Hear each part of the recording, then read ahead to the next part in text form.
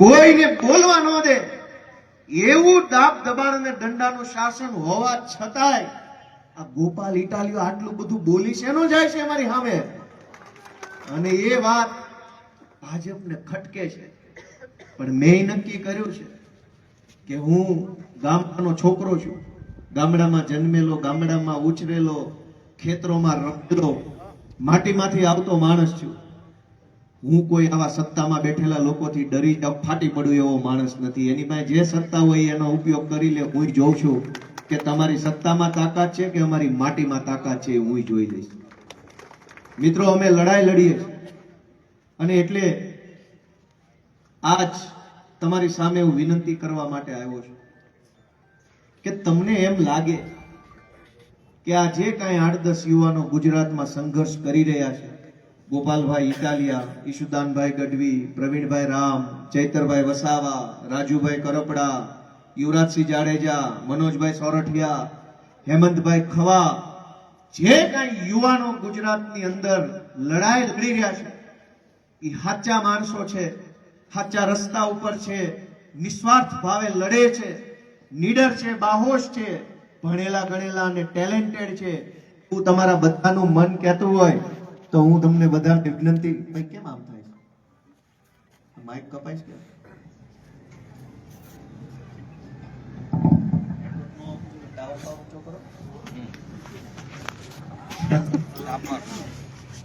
એટલે તમારા બધાનું મન એમ કહેતું હોય કે આ યુવાનોની ટીમ જે ગુજરાતમાં નીકળી છે, આગેવાની લઈને હાલે છે, એ યુવાનો સાચા રસ્તે છે. તો હું તમારા બધાનો આશીર્વાદ માંગવા આવ્યો છું કે જો અમે સાચા રસ્તે હોઈએ તો બધાએ અમને આશીર્વાદ આપો, અમારી ઉપર હાથ મૂકો, અમને આશીર્વાદ આપો તમારો. અમારે તમારી જરૂર છે. દોસ્તો, ગુજરાતની અંદર આજ દરેક માણસ દુખી છે અને એની વાત મારે શું કરવાની, તમે જાણો છો. બધાને ખબર છે કે કેટલી વસ્તુની તકલીફ છે. દરેક માણસના જીવનમાં અલગ અલગ પીડાઓ છે. પણ સાંભળવા વાળું કોણ? ગામના તલાટી મંત્રી થી લઈ ઉપર ગમે ત્યાં જાઓ, કોઈ આપણી વાત સાંભળવા વાળું આજ ગુજરાતમાં નથી. નાનામાં નાનું કામ પડે, જન્મ તારીખનો દાખલો કઢાવવો હોય તો 10 ધક્કા ખાવા પડે, ભાઈ સાહેબ બાપા કરવા પડે છે. ક્યાં એમાં આપણે કઈ ખોટું કામ કરાવી લીધું?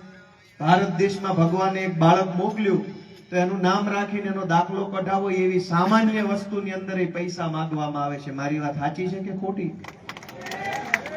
શરૂઆત ત્યાંથી થાય છે. આ દેશમાં ભગવાન જે બાળકને મોકલે છે એ બાળક શું વિચારશે કે જન્મતા હવે નામ લખાવાના પૈસા દેવાના? દોસ્તો, કઈ હદની સરકાર થઈ ગઈ છે જેની અંદર કોઈ શરમ નથી વધી, કોઈ માનવતા નથી વધી, કોઈ ગરીબમાં ગરીબ માણસ પ્રત્યે સરકારમાં સંવેદના નથી વધી. એવા રાક્ષસો કરતા પણ નિમ્ન માનસિકતાના માણસો આજ સરકારમાં બેઠા છે. એને કોઈ ફરક નથી પડતો કે આપણે કેમ જીવીએ છીએ, આપણા 2-5 પૈસાના રોટલા પાણી કેમ નીકળે છે, કેમ મજૂરી કરીએ છીએ, કેમ લાઇટ બિલ ભરીએ છીએ, કેમ ગેસના બિલ ભરીએ છીએ, બાળકો કેમ ભણાવીએ છીએ, માંદા પડે કોઈ માણસ તો કેમ સારવાર કરાવીએ છીએ, એ વાતની ચિંતા ગાંધીનગરમાં બેઠેલા ભાજપ વાળાના છે જે મનમાં નથી. આપણે કેમ જીવીએ છીએ એની કોઈ ચિંતા નથી.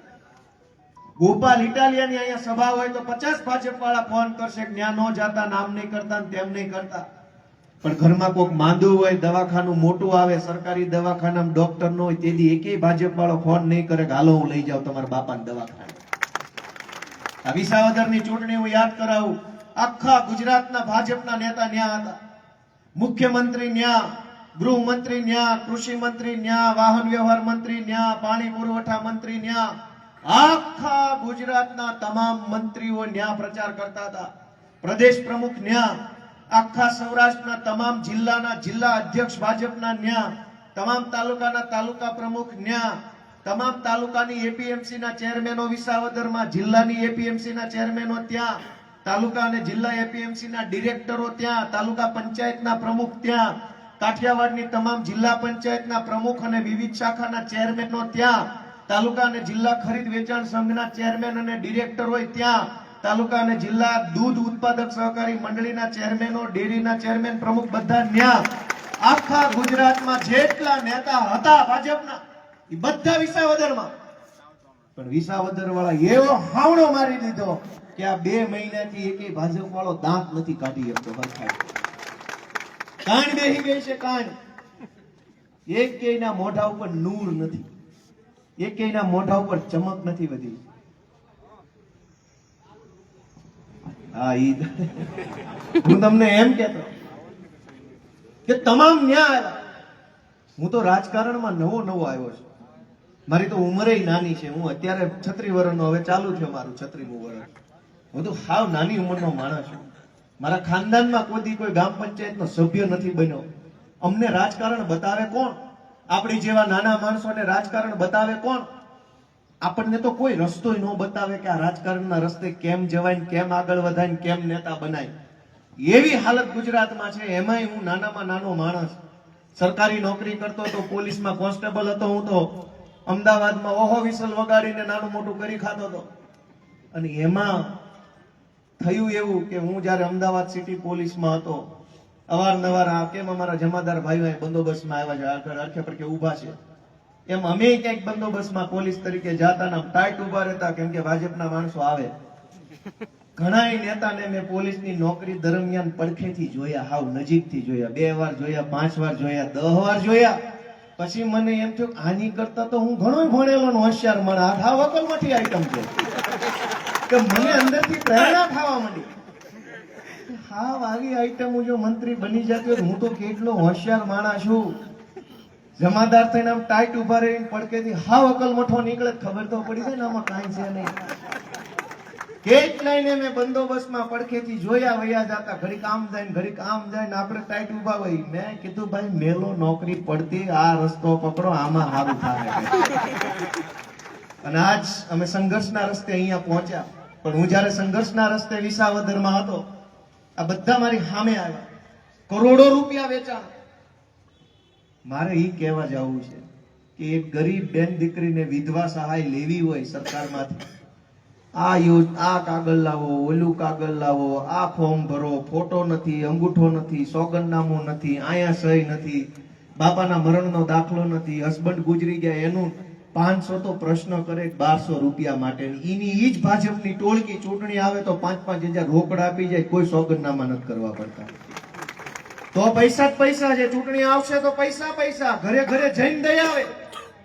પણ ચૂંટણી ન હોય તે દિવસે એક ગરીબ માણસને 2000 રૂપિયાની જરૂર પડે, આ ફોર્મ ભરો, આધાર કાર્ડ નો નંબર, અંગૂઠો, સોગંદનામું, ફલાણો સિક્કો, મામલતદારમાં જાઓ, પેઢી આંબો કરાવો. 2000 રૂપિયામાં તો એ 3 પેઢીના તો નામ પૂછી લે છે આપણને. આપે 2000 રૂપિયા 5 પેઢીનું પેઢી આંબો કરાવે, દાદાનું નામ ને એના દાદાનું નામ, 3 પેઢીના નામ આપી તે દીધા 500 રૂપિયા આપે. દોસ્તો, આપણે વિચાર કરવાની જરૂર છે કે હજુ કેટલું સહન કરવું છે.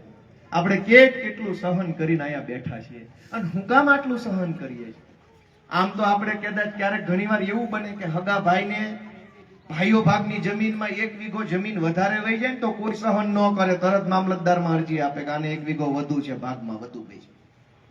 પણ રોડ ખરાબ હોય તો સહન કરી લઈએ, ગટર નો આવતી હોય તો સહન કરી લઈએ, સ્ટ્રીટ લાઇટ ન હોય સહન કરી લઈએ, ગમે એવા ટેક્સ આપણી ઉપર નાખે, ગમે એવા વેરા નાખે, સેસ ને નામે, જીએસટી ના નામે, ઇન્કમ ટેક્સ ના નામે, મ્યુનિસિપલ વેરો, રૂડા વેરો, આ વેરો લૂંટી લે, તોય કોઈ એક શબ્દ બોલતું નથી કે આટલી હદનો અત્યાચાર ન હોય.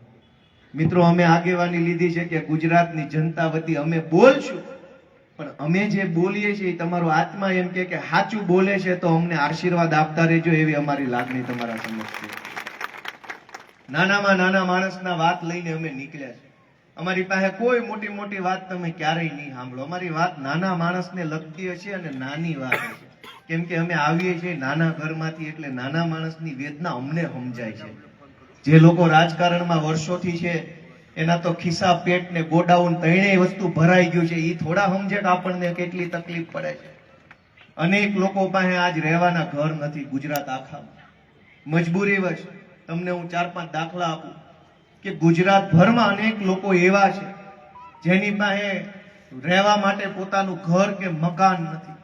લાચારીમાં, મજબૂરીમાં સરકારી પેશકદમી વાળી જમીન ઉપર એ નાનું મકાન પેલા બનાવે, વખત જાતા 5000 નો ખર્ચો કરીને હારી વંડી બનાવે, વળી વખત જાતા બીજા 10,000 નો ખર્ચો કરીને હારું છાપરું કરે, વળી વખત જાતા 10,000 નો ખર્ચો કરીને થોડુંક વ્યવસ્થિત કરે.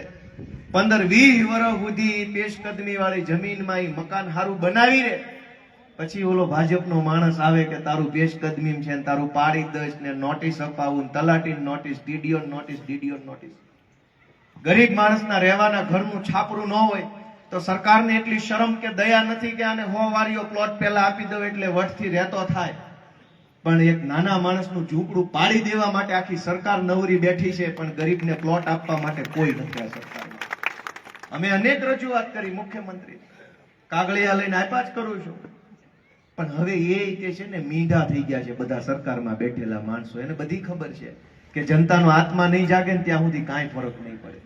હું તમારા આત્મા જગાડવાની વિનંતી કરવા માટે તમારી વચ્ચે દીકરો બનીને આવ્યો છું કે આપણા માટે શાળામાં માસ્તર નથી, દવાખાનામાં ડોક્ટર નથી, બસોમાં ડ્રાઈવર નથી, ગામમાં બસ નથી, આપણા માટે સ્ટ્રીટ લાઇટના થાંભલે લાઇટ નથી, ભોં ઉપર હારા રોડ નથી, ભોં હેઠે ગટર નથી, આપણા માટે કાંઈ નથી, અને તોય આપણે એના માટે મત આપીએ છીએ.